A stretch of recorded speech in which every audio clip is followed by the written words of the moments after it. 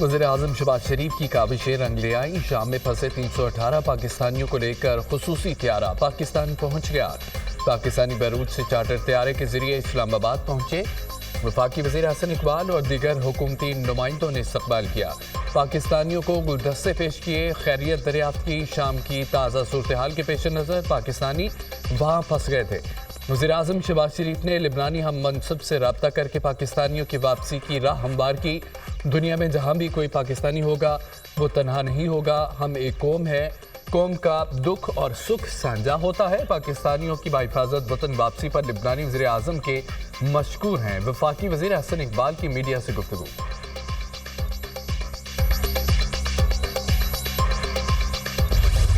हमने कभी दरवाजे बंद नहीं किए। हम आज भी चाहते हैं कि बातचीत हो, खुले दिल से हो और सियासी फिक्र के साथ हो। तलवार मत लटकाएं हमारे सरों के ऊपर। आप अगर बातचीत करना चाहते हैं सो बिस्मिल्लाह, बातचीत करें, हम तैयार हैं। सिविल नाफरमानी की तलवार लटकाकर कौन से मुज़ाकरात कर रहे हैं? कहा गया कि फलां तारीख तक मुज़ाकरात ना किए तो सिविल नाफरमानी शुरू होगी। अगर पीटीआई बात करना चाहती है तो बिस्मिल्लाह आएं, बात करें, हम तैयार हैं। हमारे सरों पर तलवार मत लटकाएं, नहीं चाहते फसाद हो। पुराने तरीकाकार को तर्क करें। बानी पीटीआई कहते थे कि चोरों डाकुओं से बात नहीं करेंगे, अब इतने बेकरार क्यों हो? मुज़ाकरात के लिए शराइत लाजिम होती हैं, गैर मशरूत मुज़ाकरात कैसे हो सकते हैं? हमने कभी दरवाजे बंद नहीं किए। बातचीत हो, खुले दिल से हो। सेनेटर इरफान सिद्दीकी का सेनेट में इजहार ख्याल। सेनेटर तलाल चौधरी बोले, फैज़ हमीद को बचाने के लिए मुज़ाकरात का ढोंग रचाएगा। बात ज़दाओं तक पहुंची तो ये घबरा गए, इसलिए मुज़ाकरात की बात हो रही है। जब भी हमने मुज़ाकरात की बात की तो इसे हमारे कमज़ोरी और अपनी फतह समझा गया। आप तो हमें चोर और डाकू कहते थे कि अब हम चोर और डाकू नहीं हैं। आप तो कहते थे ये पार्लियामेंट जाली है, तो अब इस जाली पार्लियामेंट से मुज़ाकरात कैसे?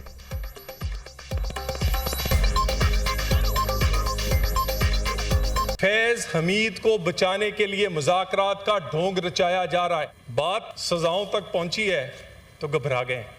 मैंने कहना था घबराना नहीं, घबरा गए ना, इसीलिए मुज़ाकरात की बात कर रहे हैं। आप तो कहते थे हम चोरों से हाथ नहीं मिलाएंगे, क्या अब हम चोर नहीं रहे? जब भी हमने मुज़ाकरात की बात की, इस हुकूमत में आके भी की, तो उसे कमजोरी समझा गया। अभी मुज़ाकरात शुरू नहीं हुए, ताहम हम सब के साथ मुज़ाकरात करने को तैयार हैं। बानी पीटीआई ने एक कमेटी बना दी है, कमेटी के नाम भी बता दिए हैं। कमेटी के अरकान अब मुज़ाकरात के लिए दस्तयाब हैं। हमारे मौक़िफ़ में कोई तब्दीली नहीं आई। हमारा मौक़िफ़ है कि जो भी हमसे बात करना चाहे बस वो बाइख्तियार हो। हमारे मुतालबात असीरान की रिहाई और 9 मई या 24 नवंबर के वाक़यात पर जुडिशल कमीशन की तश्कील है। स्पीकर से मुज़ाकरात के हवाले से कोई बात नहीं हुई। अगर स्पीकर कौमी असम्बली मुज़ाकरात कराने में मुस्बत किरदार अदा करें तो अच्छी बात है। जब तक सियासी मुज़ाकरात आगे नहीं बढ़ेंगे, मुल्क तरक्की नहीं करेगा। अपोजिशन लीडर कौमी असम्बली उमर अयूब की मीडिया से गुफ्तगू।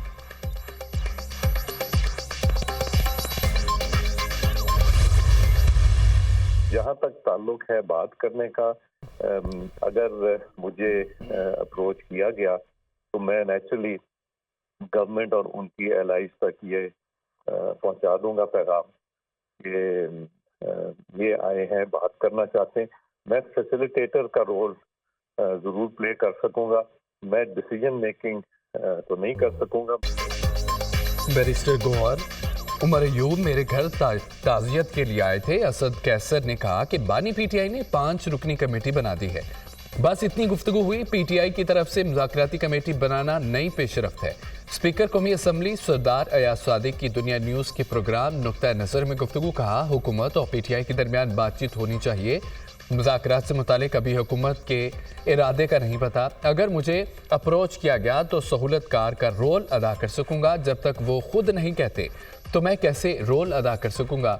दीनी मदारिस बिल पर जो एतराज़ आया हमने वापस भेज दिया था।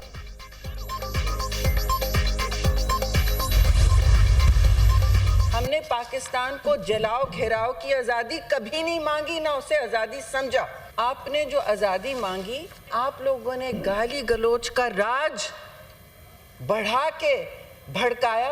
अब इस वक्त जो आप डंडे लेके चलते हैं, आपका लीडर बार बार ये कहता है कि मैं हूं तो सब हैं। कंडीशनैलिटीज वन साइडेड नहीं हो सकती।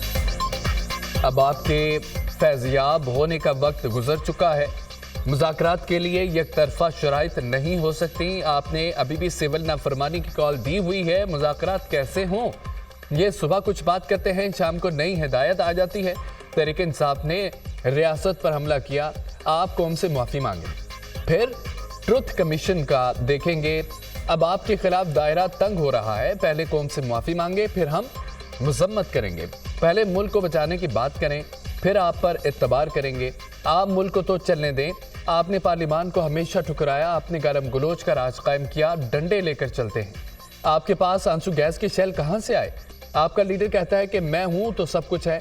आप IMF को खत लिखते हैं ताकि मुल्क की मईशत तबाह हो।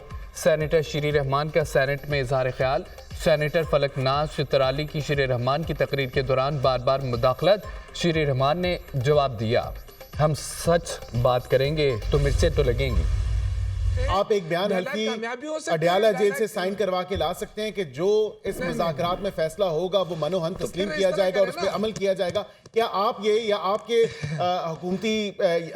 आपकी पार्टी के लोग या जो आपके अरकान पार्लियामेंट है, क्या इस तरह की गारंटी हुकूमत को दे सकते हैं? हुकूमत ने तहरीक इंसाफ से बानी PTI के बयान हल्फी की गारंटी मांग ली। मुज़ाकरात के लिए जरूरी है तहरीक इंसाफ बानी PTI का बयान हल्फी लेकर आए। बानी PTI गारंटी दें मुज़ाकरात में जो फैसला होगा वो बनो-आन तस्लीम किया जाएगा और इस पर अमल दरामद किया जाएगा। प्रोग्राम दुनिया मेहर बुखारी के साथ में मुशीर वज़ारत कानून बैरिस्टर अकील की गुफ्तगू। रहनुमा तहरीक इंसाफ शौकत यूसुफजई ने कहा कि हुकूमत मुज़ाकरात में संजीदा रही, यह हमें किसी और से लड़वाना चाहती है। अगर हुकूमत संजीदा है तो ये मुज़ाकरात का बेहतरीन मौका है। अगर ये सही संजीदा लोग हैं, मुल्क को तरक्की की तरफ ले जाना चाहते हैं, ये बेहतरीन मौका है। अगर PTI ने कह दिया है, अब ये कहते हैं जी यू टर्न ले लिया, फलां ले लिया। हम सियासी लोग हैं, हम अपने आप को साबित कर रहे हैं कि आप इस काबिल नहीं है कि आपसे मुज़ाकरात किए जाए। वज़ीर-ए-आज़म जब खुद कहता है कि ये दहशतगर्द है, ये दहशतगर्द तंजीम है, तो आप बताएं कि मुज़ाकरात कैसे किए जाएं, किसके साथ किए जाए, ये तो पहले अपनी गारंटी बताएं ना। हुकूमत से मुज़ाकरात। बानी PTI ने कमेटी की तौसी कर दी। तहरीक इंसाफ की मुज़ाकराती कमेटी अब 7 मेंबरान पर मुश्तमिल होगी। बानी PTI ने मुज़ाकराती कमेटी में मज़ीद 2 अरकान को शामिल कर लिया। सेनेटर हामिद खान और MWM के सेनेटर राजा अलामा नासिर अब्बास भी मुज़ाकराती कमेटी में शामिल। हमारा जिम्मेदार ऐवान सदर है। हम समझते हैं कि एक्ट पास हो चुका है, उसका नोटिफिकेशन फौरन होना चाहिए। हमने तय कर लिया था कि हम फिर इस पर मुजाहरा करेंगे। पूरे मुल्क में एहतजाज मुजाहरे चलेंगे, इस्लामाबाद जाना भी उसमें शामिल होगा। मैं तो उलमाए किराम की खिदमत में भी गुजारिश करूंगा कि जिन लोगों ने आपको बुलाया, जिन्होंने आपको उकसाया, जिनके इशारों पर आप एक महाज उठाकर, यही तो जिम्मेदार है इस ड्राफ्ट बनाने के। इस पर हमें अगर कोर्ट को भी रुजू करना पड़े तो हम जाएंगे उनके। सरबराह देशजुआई मौलाना फजल रहमान के मदारस बिल का नोटिफिकेशन जारी करने का मुतालबा। कहा कि बिल पर 10 दिन तक दस्तखत नहीं होते तो क्या वो खुद ब खुद एक्ट नहीं बन जाता? एक्ट पास हो चुका है, इसका नोटिफिकेशन फौरी जारी होना चाहिए। मामले पर अदालत जाना पड़ा तो जाएंगे। सदर मुमलिकत ने आईनी मुदाखलत में मदारस बिल पर दस्तखत नहीं किए, जिम्मेदार ऐवान सदर है। हमारी शिकायत सिर्फ ऐवान सदर और सदर मुमलिकत से है। नवाज शरीफ, आसिफ जरदारी एक पेज पर दिखाई दे रहे हैं जिन्होंने बिल बनाया। अब वही लोग इसे मुतनाज़ा बना रहे हैं। जब सरकार इस तरह के हथकंडे इस्तेमाल करेगी तो अवाम में जाने के अलावा रास्ता नहीं है। ये मुल्क आइन और पार्लियामेंट का भी मजाक बना रहे हैं। रियासत जिम्मेदार लोग मुल्क को बहरानों की तरफ धकेल रहे हैं। मामले को उलझाया गया। अच्छे भले दानिश्वर भी कंफ्यूज हुए कि मसला क्या है। उलमा से गुजारिश है कि जिन्होंने आपको उकसाया यही इस मसले के जिम्मेदार हैं। हुकूमत और PTI के मुज़ाकरात हो रहे हैं तो ये अच्छी बात है। वज़ीर-ए-आज़म शहबाज शरीफ का overseas investor chamber of commerce and industry की हालिया रिपोर्ट पर इत्मीनान का इजहार। कहा, रिपोर्ट के मुताबिक बैरूनी सरमायाकारों का पाकिस्तान पर इत्मीनान में इजाफा हुआ। मुल्क में कारोबार करने के लिए माहौल में बेहतरी आई है। पाकिस्तान के बारे में आलमी सोच मनफी 10% से निकलकर 31% मुस्बत पर आ चुकी है, जो इंतहाई खुशाइंद है। पाकिस्तान में रोजगार के मौके बड़े हैं। मैन्युफैक्चरिंग सेक्टर की ग्रोथ 2% से 6% पर आ गई। सर्विसेज सेक्टर की ग्रोथ 7% से बढ़कर 30% पर हो गई। जो नुमाया कामयाबी है, सीमेंट, ऑटो सेक्टर, फर्टिलाइजर और पेट्रोलियम मसनूआत की फरोख्त में नुमाया इजाफा देखा गया। ये नताइज आलमी सतह पर सरमायाकारों के लिए एक मुस्बत पैगाम है।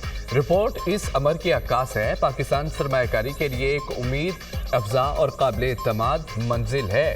हुकूमत की बेहतर मुआशी पॉलिसियों और मुआशी टीम की मेहनत के समरात मिलने शुरू हो गए। तोशाखाना 2 केस में बानी पीटीआई और बुशरा बीबी पर फर्द जुर्म आयद कर दी गई है। जज शाहरुख अर्जमद ने फर्द जुर्म आयद की। बानी पीटीआई और बुशरा बीबी को अदालत में पेश किया गया। मुल्ज़मान का सेहत जुर्म से इनकार, समात 18 दिसंबर तक मुलतवी। केस की इब्तदाई तहकीकात नैब ने की थी। नैब तरमीम की रोशनी में ये केस FIA को मुंतकिल कर दिया गया। तोशाखाना 2 केस में बानी पीटीआई और बुशरा बीबी जमानत पर हैं। बानी पीटीआई को सऊदी अरब से मिलने वाले बल्गारी सेट की मालियत 7 करोड़ 15 लाख थी। मुल्ज़मान ने निजी फर्म से 58 लाख कीमत लगवाई। सेट 29 लाख में हासिल किया।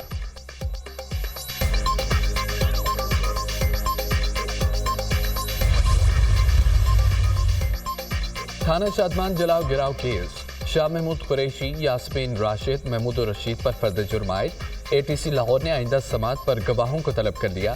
समात 19 दिसंबर तक मुलतवी। अदालत ने अस्करी टावर जलाओ गिराव समेत दीगर मुकदमात में कार्रवाई 23 दिसंबर तक मुलतवी कर दी। ATC जज मुनाजर अली गुल ने कोट लखपत जेल में समात की। चीफ जस्टिस याहिया अफरीदी का सुप्रीम कोर्ट कराची रजिस्ट्री का दौरा। चीफ जस्टिस याहिया अफरीदी की ज़ेर सदारत जेल इस्लाहात से मुतल्लिक़ अहम इजलास। Chief justice Sindh high court, IG Sindh barrister Haya Emaan Zahid और दीगर की शिरकत। जेलों का जायजा लेकर इस्लाहाती पैकेज की तैयारी के लिए ज़ेली कमेटी तश्कील। अलामिया जारी। चीफ जस्टिस ने कैदियों के साथ इंसानी हमदर्दी और कानून के मुताबिक बर्ताव करने पर जोर दिया। 3 साल से जायद कैदियों के ज़ेर इल्तवा मुकदमात को तरजीह देने की अहमियत पर जोर दिया। कहा कि अदालत आने वाले साइलीन के मसाइल को खुश अखलाकी और मौसर अंदाज में हल किया जाए। साइलीन के साथ इज्जत और वक़ार के साथ पेश आए। बदतमीजी की शिकायत पर सख्त कार्रवाई की जाएगी। रजिस्ट्रार सुप्रीम कोर्ट अमले के मसाइल के हल के लिए ब्रांच रजिस्ट्रार के दौरे करें।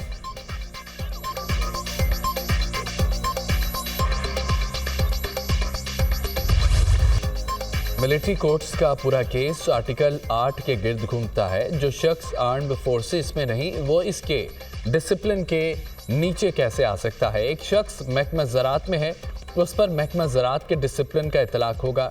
क्या गैर मुतल्लिका शख्स को डिसिप्लिन के नीचे लाना आर्टिकल 8 की खिलाफवर्जी नहीं होगी। जस्टिस जमाल मंदुखेल के फौजी अदालतों में सिविलियन के ट्रायल के खिलाफ अपीलों पर समात में रिमार्क्स। जस्टिस मोहम्मद अली मजहर ने कहा है कि क्या 5 रुकनी बेंच ने आर्मी एक्ट दफात को आर्टिकल 8 से मुतसादम करार दिया। आर्मी एक्ट की दफात को आर्टिकल 8 से मुतसादम होने का क्या जवाब फैसला में दिया गया है। वकील ख्वाजा हारिस ने दलाइल दिए। मखसूस हालात में सिविलियन पर भी आर्मी एक्ट का इतलाक होता है। अदालत के पास आर्मी एक्ट दफात को कलअदम करने का इख्तियार नहीं है। जस्टिस जमाल मंदुखेल ने इस्तफसार किया, इस तरह तो अगर कोई उकसाने का सोचे और उस पर भी आर्मी एक्ट का इतलाक होगा। मिलिट्री कोर्ट्स फैसले के खिलाफ इंट्रा कोर्ट अपीलों पर समात आज फिर होगी। सुप्रीम कोर्ट ने आदिल बाज़ई को डीसीट करने का फैसला कलअदम करार दे दिया। इलेक्शन कमीशन ने आदिल बाज़ई की कौमी असम्बली रुकनियत बहाल कर दी। आदिल बाज़ई को डी नोटिफाई करने का नोटिफिकेशन मुअत्तल। सुप्रीम कोर्ट ने इलेक्शन कमीशन के तरीकाकार पर सवालात उठा दिए। जस्टिस आयशा मलिक ने इस्तफ्तार किया। आदिल बाज़ई केस में हक़ाइक़ जांचने के लिए कमीशन ने इंक्वायरी क्या की है। जस्टिस अकील अब्बासी ने कहा है कि बस बड़े साहिब का खत आ गया तो बंदे को डी सीट कर दो, ये नहीं हो सकता। जस्टिस मंसूर अली शाह ने कहा है कि एक हल्के के अवाम को डिसफ्रेंचाइज करने का पैमाना तो सख्त होना चाहिए। जस्टिस आयशा मलिक ने रिमार्क्स देते हुए कहा है कि इलेक्शन कमीशन ने कह दिया वो दस्तावेज तो सीक्रेट है। आपके पास 2 बयान हल्फी आए थे, एक जीतने वाला कह रहा है मेरा है, दूसरा वो कहता है मेरा नहीं है। आपने किस इख्तियार के तहत बगैर इंक्वायरी एक बयान हल्फी को दुरुस्त मान लिया? क्या इलेक्शन कमीशन ये कह सकता है कि बस एक बयान हल्फी पसंद नहीं आया, दूसरा आ गया?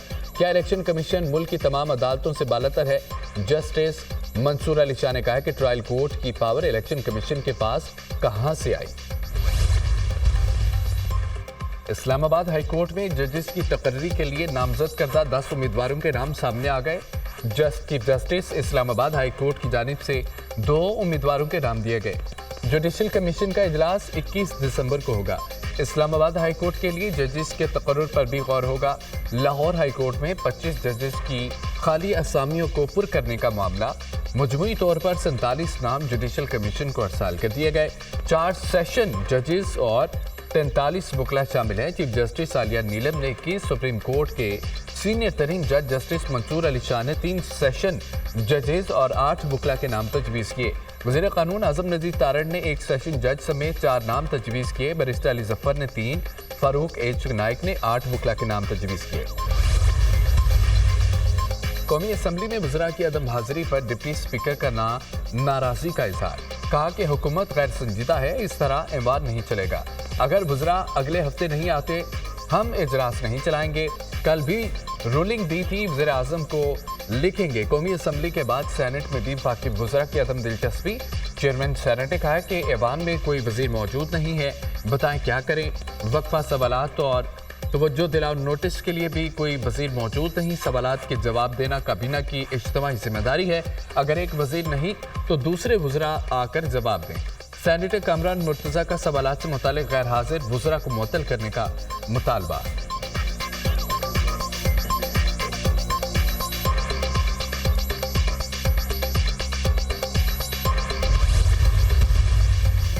गजा में इसराइली जारियत जारी। ताज़ा हमलों में मज़ीद 30 फ़लस्तीनी शहीद, 99 जख्मी हो गए। इसराइली फ़ौज ने गजा में इंसानी इमदाद के लिए जाने वाले रज़ाकारों को भी निशाना बनाया। इमदादी काफिले पर हमले में 13 फ़लस्तीनी और कमाल उद्वान अस्पताल का सीनियर डॉक्टर शहीद हो गया। नसीरत कैंप पर हमले में 8 फ़लस्तीनी शहीद, मुतअद्दिद जख्मी। जंग में शहीद फ़लस्तीनियों की तादाद 44,835 तक पहुँच गई।